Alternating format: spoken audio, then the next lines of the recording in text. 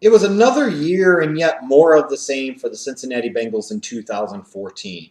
The fourth straight year that they made the playoffs and the fourth straight year that they were one and done in the playoffs. It's nice to make the playoffs. It's nice to put up yet another winning season, but at the end of the day, you play the game to win championships, not just to get to the playoffs and then be quickly eliminated.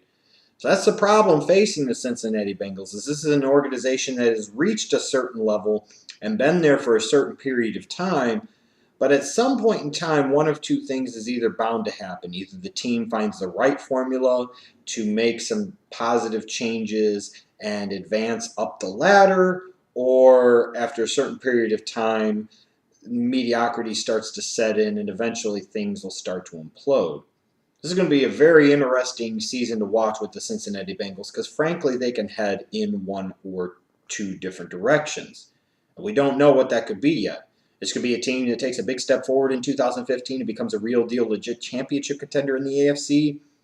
Or they could be a team that has reached kind of their pinnacle of who they are and they take a step back in 2015 as maybe injuries start to set in, maybe there's some discontent in there, what have you.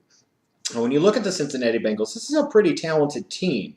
This is a team that has made the playoffs for four straight seasons for a reason, because they have a good core nucleus in terms of their roster, and they've drafted somewhat well over the past recent years. I mean, they've had some nice hits, guys like A.J. Green, their first-round pick in 2011, Kevin Zeitler, one of their first-round picks in 2012, Gio Bernard and Jeremy Hill, their second-round running backs they've taken in the past two seasons, provide them one of the truly best 1-2 combinations at running back in all of the National Football League. You go back to 2010 and look at guys like Carlos Dunlap and Geno Atkins. This is a Bengals team that has had some success in recent years, and a lot of that points to the NFL draft. And you can go back to 2009, 2008 to see where those changes really started to take hold, where they started to draft a little bit better, and as a result, it started to affect positively the performance of the team on the field.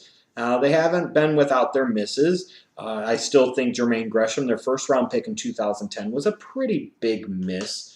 When you look at the fact that you took a tight end in round number one, you're not taking a tight end in round number one just to be okay or just to be average, which is pretty much what Jermaine Gresham has been at the NFL level. You take a tight end in round number one to be a difference maker, to be an impact player, something I never thought Jermaine Gresham was going to be coming out of Oklahoma, and he most certainly never has been. While he hasn't been a complete and total bust, he hasn't exactly been that guy. And even though he's a free agent, it's not exactly like a bunch of teams have been knocking down his door, and I don't believe he's signed as of this time. You look back to the third-round picks in 2010 and 2011, those are both pretty big misses. While it's a great story involving Devin Still and his daughter Leah and her, what appears to be successful battle against cancer, and good for her and good for the Still family, Devin Still was a second-round pick in 2012, and he's done basically bupkis at the NFL level. So those are several notable picks, third-rounders in both 2010, 2011, and your second-round pick in 2012 that really contributed absolutely nothing to the equation.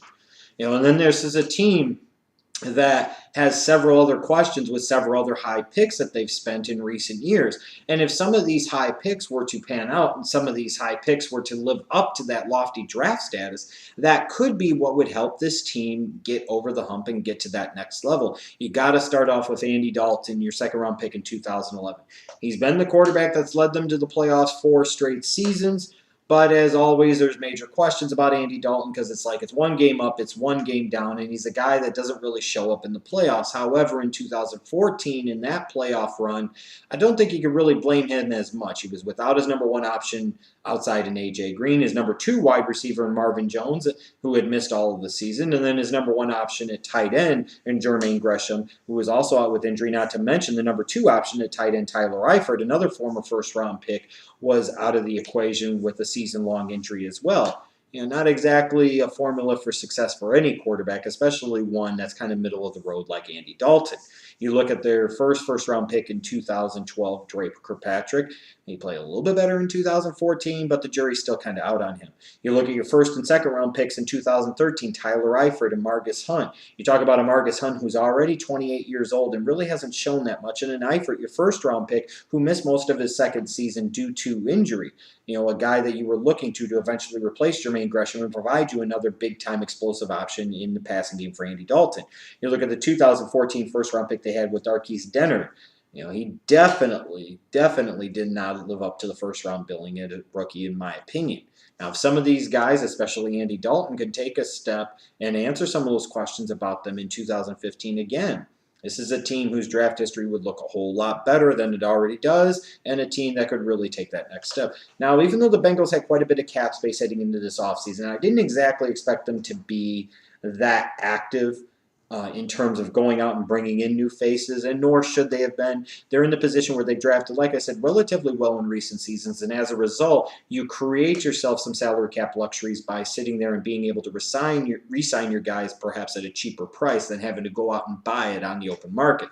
Now, they did bring back Michael Johnson into the fold for 2015, which is probably welcome for all parties involved. Michael Johnson signed a big contract, went to Tampa in 2014, and kind of stunk up the joint. The Bucs released him after one season. Surely he's happy to get away from Tampa Bay and be back in Cincinnati. And frankly, the Bengals defense and their pass rush in particular in 2014 took a big nosedive in part because Michael Johnson was out of the fold. So most certainly now they're happy to have him back into the fold into 2015. They also brought in A.J. Hawk, a longtime starter for the Green Bay Packers inside in their 3-4 defense. What role will he play? What significance will he be to that roster heading into 2015? Who knows? What type of leadership will he bring is probably the biggest question of all, because this is a team that could use some positive leadership, and maybe A.J. Hawk is the type of guy to bring that. But their offseason was mostly about re-signing guys. Ray Maualuga, Mike Nugent, Eric Winston, Clint Bowling. They pretty much re-signed everybody they needed to re-sign and wanted to re-sign at this point in time. This is a Bengals team with a good core nucleus roster on both sides of the ball. So heading into the NFL draft, they have a lot of different options and a lot of different possibilities, although I do think they still have some needs that they must address. And first, I look at the defensive line.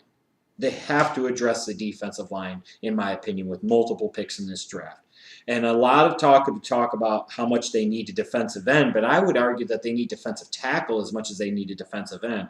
You've got Geno Atkins on one side, but I don't really think D'Amato Pecco's ever been anything to really write home about. And again, Devin Still never really lived up to his second-round building. This Bengals team finished last in the league, I believe, in 2014 in sacks. I think they had something like 20. They need pass rush on the outside. They need pass rush in the interior as well. They need a better complement for Geno Atkins on the inside. And then they also need a quick, explosive edge rusher on the outside, because while you've got Dunlap and you're bringing back Michael Johnson, it never hurts to have more depth. As you always said, you can never have too many pass rushers. Well, certainly in the Cincinnati Bengals case, they most certainly don't have enough pass rushers, so they need plenty of them. And in this draft in particular, in terms of quick, explosive edge rushers, the Bengals should be able to find one somewhere within the first 2 days of the draft.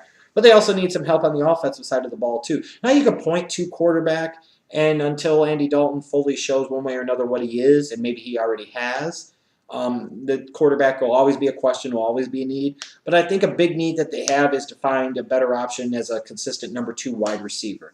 Marvin Jones is going to be coming back off of an injury, but he did just miss an entire season. You've got Mohamed Sanu, who at moments showed some flashes in 2014. That's true. But if anything, you could say the Bengals need that slot option that they lost when Andrew Hawkins went to the Browns before the 2014 season. They need another explosive option outside at wide receiver, whether that's a guy purely on the outside or a guy in the slot or a guy that they can line up all over the place. That's a dynamic and element that is missing out of this Bengals offense that is desperately needed. They could also use some depth on that offensive line. Let's face it, Andrew Whitworth isn't getting any younger. Eric Winston isn't getting any younger. Yes, you've got Andre Smith coming back, but they could use some depth along that offensive line, both on the inside and especially on the outside. Maybe somebody that could step in long-term to be the replacement for Whitworth at left tackle.